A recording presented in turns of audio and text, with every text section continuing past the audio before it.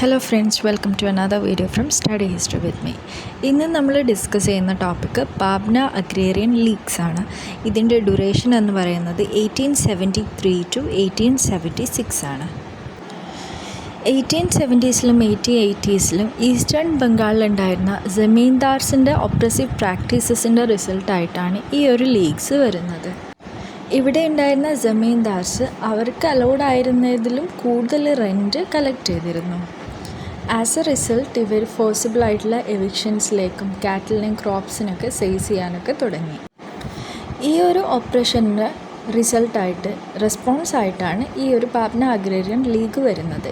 ഇതിൻ്റെ ഒറിജിൻ എന്ന് പറയുന്നത് യൂസുഫ് ഷാഹി എന്ന് പറയുന്ന ഒരു പർഗാനയാണ്. ഇത് പാട്ന ഡിസ്ട്രിക്റ്റിലാണ് സ്ഥിതി ചെയ്യുന്നത്. ഇവിടെയുള്ള ആളുകൾ ഒരു അഗ്രേറിയൻ ലീഗ് ഫോം ചെയ്തു. ഇതിൻ്റെ ഭാഗമായിട്ട് ഇവരൊരു റെൻറ്റ് സ്ട്രൈക്ക് സ്റ്റാർട്ട് ചെയ്തു. ഇവിടെ അടയ്ക്കേണ്ടിയിരുന്ന റെൻറ്റ് അടയ്ക്കില്ല എന്ന് പറയുകയും ജമീന്ദാർസിനെ കോർട്സിൽ ചാലഞ്ച് ചെയ്യുകയും ചെയ്തു. ഇവരുടെ ലീഡറായിരുന്നു ഇഷാൻ ചന്ദ്ര റോയ്. ഇദ്ദേഹത്തെ വിളിച്ച പേരാണ് ബിദ്രോഹി രാജ. ബിദ്രോഹി രാജ എന്ന വേർഡിൻ്റെ ഇംഗ്ലീഷ് മീനിങ് റിബൽ കിങ് എന്നാണ്.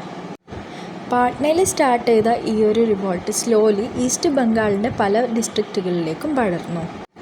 ഈ ഒരു റിവോൾട്ടിൻ്റെ പ്രത്യേകത എന്തായിരുന്നു എന്ന് വെച്ചാൽ ലീഗലായിട്ടുള്ള ഒഫീഷ്യലായിട്ടുള്ള മെത്തേഡ്സാണ് ഇവർ യൂസ് ചെയ്തിരുന്നത്. വയലൻസ് വളരെ കുറവായിരുന്നു.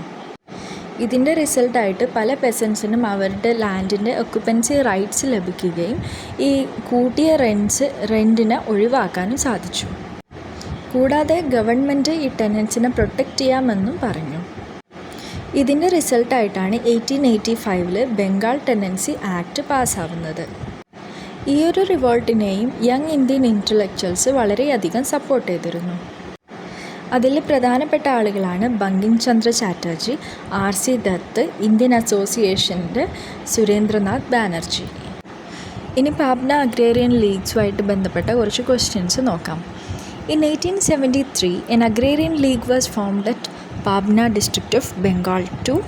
എന്താണ് റീസൺ എന്നാണ് ചോദിക്കുന്നത്. ഇതിൻ്റെ കറക്റ്റ് ആൻസർ ഏതായിരിക്കും? ഓപ്ഷൻ 2 ആണ്. Resist the demands of the zamindars for enhanced rents.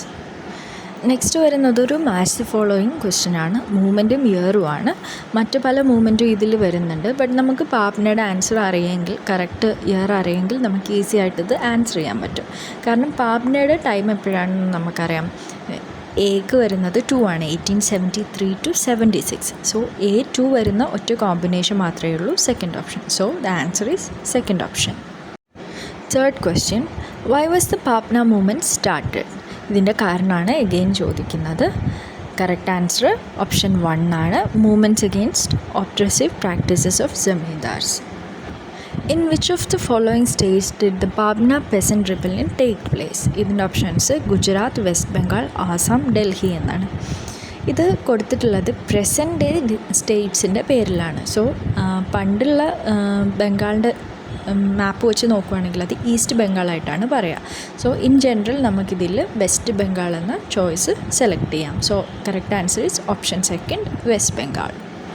Next question, which of the following peasant movements is not properly matched with the state in which it was launched? അപ്പം മൂവ്മെൻറ്റും അത് നടന്ന സ്റ്റേറ്റുമാണ് ചോദിക്കുന്നത്. അതിൽ correct അല്ലാത്ത combination ഏതാണെന്നാണ് ചോദിക്കുന്നത്. So ഇതിൽ നമുക്ക് പാബ്ന മാത്രം വെച്ചാൽ കറക്റ്റ് ആൻസർ കിട്ടും. കാരണം പാബ്ന നമുക്കറിയാം, നമ്മൾ തൊട്ട് മുന്നേ പറഞ്ഞതാണ്, ബംഗാൾ റീജിയനാണ്. പക്ഷേ പാബ്നയ്ക്ക് ഇതിൽ കൊടുത്തിട്ടുള്ള റീജിയൻ ഏതാണ്? Maharashtra. So second option is wrong.